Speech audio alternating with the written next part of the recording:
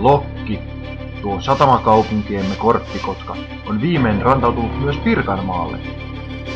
Täällä se on siirtynyt pois kotoisilta torikahviloilta kehittyneempään ympäristöön. Tampereella, Finlaysonin alueella, on tavattu alati kasvava ja kehittyvä lokkikanta, jota ei näytä pelottavan ihmisen läheisyys tai keskustan ympärivuorokautinen vilinä.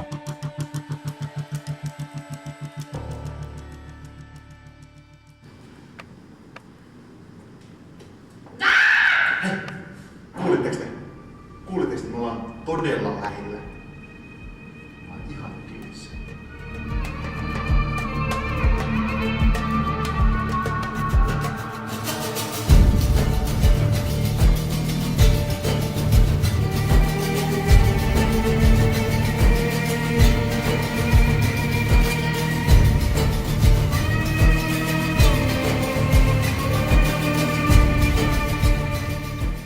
Vaikka Pro-akatemialla näyttää päällisin puolin rauhalliselta, kuohuu pinnan alla. Lokkien tihutyöt ovat yleistyneet ja ne käyvät päivä päivältä röyhkeämmiksi.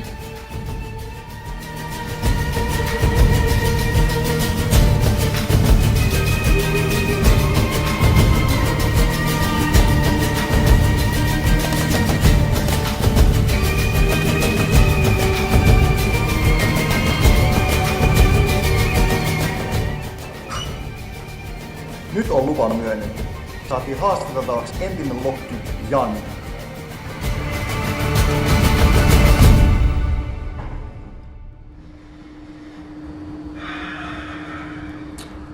Joo, tää kaikki alkoi ihan viettomasta teipin lainaamisesta. Kohta sitä olin hakemassa saksia ja punnimassa keksejä kahvitunnilla. Siinä vaiheessa tuli nämä käynnit jääkaapilla ja rupesin hamstraa vessapaperia.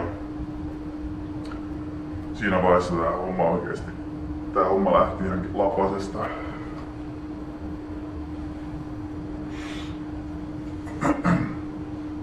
Ja nykyään ei uskalla kotoa poistua.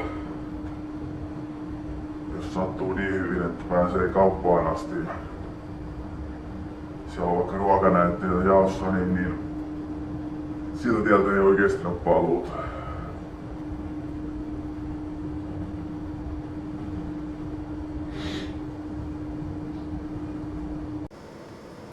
Kyllä tää on menossa ihan selkeästi ammattimaisempaan suuntaan. Ensin sitä otetaan vähän juustoa työkaverin leivän päältä ja kohta sitä ollaankin kyynärpäitä myötä hillossa. Nämä kaverit ei tiedä mihin ne lähtee mukaan, kun ne ottaa tämän tietoisen riskin. Ongelman laajuutta ei vielä tiedetä, mutta viranomaiset ovat ymmällään. Epäilläänkin, että pelkästään Finlaysonin alueella toimisi jopa 12 ammattimaista lokkia. Silminnäkijä havainnot sekä pullanmurut kahvihuoneiden pöydillä kertovat karua tarinaansa. Päättäjien toimesta onkin jo tehty aloitteita, että poliisiin perustettaisiin erikoisyksikkö torjumaan lokkismia. On tää ihan hirveetä. Koskaan ei voi tietää mitä tapahtuu. Aluksi huomattiin, että sokeri oli aina loppu ja sitten yhtäkkiä rupesi katoilemaan kyniä ja nyt niin kuin tilanne on eskaloitunut siihen, että nyt joutuu suurin piirtein pulttaamaan omat tavarat kiinni maahan, ettei niitä viedä. On tää kyllä ihan hirveetä ja mihin tää tulee vielä menemään, että sitä en osaa sanoa. Olemme päässeet pureutumaan syvälle ongelman ytimeen. Saimme tänään erikoishaastattelun yhden lokkien päätekijöistä, Larun.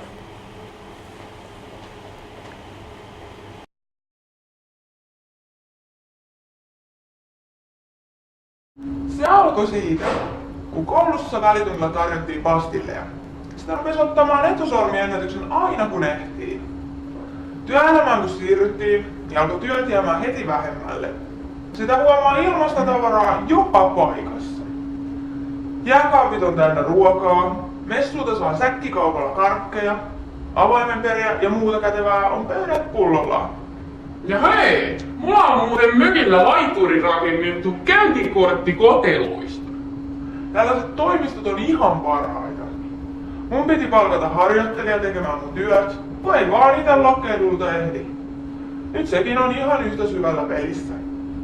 Sitä ei edes kahdestaan edes syömään kaikkea, mitä nämä hölmöt jättää esille.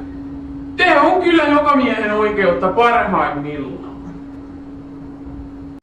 Tää lokkilainen saattaa näyttää ihan tavalliselta kantanlaajalta, mutta niiden ajatusmaailma on ihan toiselta planeetalta.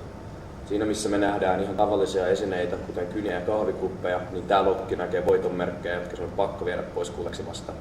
Tätä kuvaa hyvin se, että näiden toimistojen läheisyydestä on löydetty oksennuslammikoita, joissa on huonosti sulattu ruokaa ja jopa kertakäytetty lusikoita, jotka on kiireessä hotkittu ja palattu takaisin hakemaan lisää. On se ihan kamalaa, kun nykyään ei enää pysty luottaa kehenkään, että sitä yrittää tietyllä tavalla niin kuin merkata omia tavaroita ja laittaa niitä omille paikoilleen, mutta silti kaikki katsoo, että ei tästä tule yhtään mitään nykyään. Kuten huomaamme, lokkien pelko on kouriin tuntuva. Nyt nämäkin toimistot ovat tyhjillään.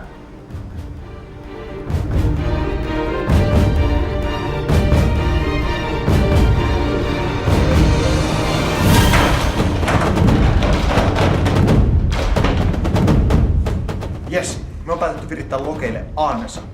Elikkä yhteistyössä poliisin kanssa me pistetään tuonne pöydälle keksejä, vettä, maitoa, kahvia, kerttiks ja ihan mitä vaan mistä lokit tykkää.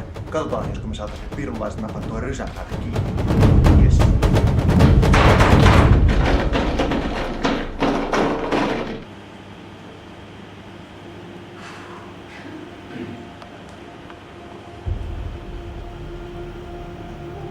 No niin, meillä on nyt olla ansa viritettynä. Me on tässä melkein pari tuntia jo odoteltu, mutta vielä ei näy mitään. Hei! Nyt näkyy! Tuolla noin! Tuolla! Kamera tonne!